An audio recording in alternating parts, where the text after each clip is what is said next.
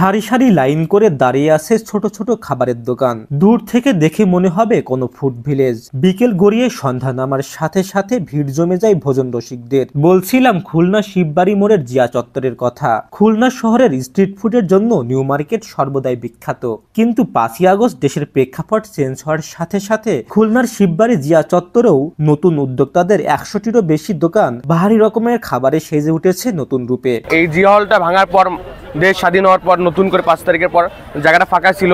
এখানে যত দোকান দেখেন সবই হচ্ছে স্টুডেন্ট বা তরুণ উদ্যোক্তা।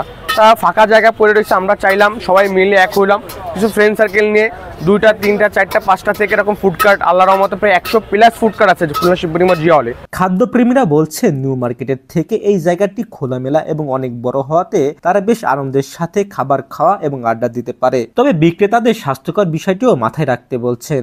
অল্প টাকার ভিতরে ভালো কিছু খাবার সেটা এখানে প্রোভাইড করা হয়, আর এখানে খাবারের গুণগত মান রেস্টুরেন্টের থেকে কোনো অংশে খারাপ না, যার কারণে মানুষ এখানে আসে আর খাবারটা টেস্ট করে। আর সবথেকে বড় ব্যাপার হচ্ছে এখানে আপনার সবাই একসাথে বসে আড্ডা দেওয়া, খোলা আকাশের নিচে, মানে একটা মজা, মানে যে একটা তৃপ্তি, এটা খুব ভালোভাবে এখানে পাওয়া যায়। এখানে হলো আড্ডা দেওয়ার স্পেস আছে, বসে আড্ডা দেওয়া, গল্প করা যায়, ফ্রেন্ড সার্কেল মিলে। ভার্সিটি শেষে পাশে একটা ভার্সিটি আছে, এখানে বসে আড্ডা দেওয়া যায়। খাবারের কোয়ালিটি 19-20 আছে, কিন্তু আমি আশা করি এদের খাবারের কোয়ালিটি আস্তে আস্তে ইমপ্রুভ করবে। তবে নিউ মার্কেটের মতন জায়গাটি স্থায়ী না। তবে উদ্যোক্তারা এই বিষয় নিয়ে খুব বেশি চিন্তিত না।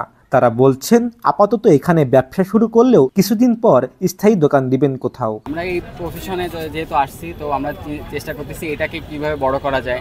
আর আসলে আমরা এখান থেকে যেন আরও 10টা লোক যাতে চাকরি করতে পারে বা এই প্রতিষ্ঠানটা আস্তে আস্তে কীভাবে বড় করতে পারি, আমরা সেই জিনিসটা চিন্তা ভাবনা করতেছি।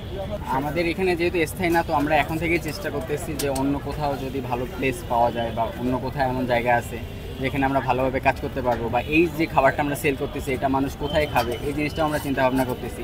আর এই প্রতিষ্ঠানকে আরও কীভাবে বড় করা যায় সেই জিনিসটাও আমরা চিন্তা ভাবনা করতেছি। Shafed Hossain Shaon, voice of tiger.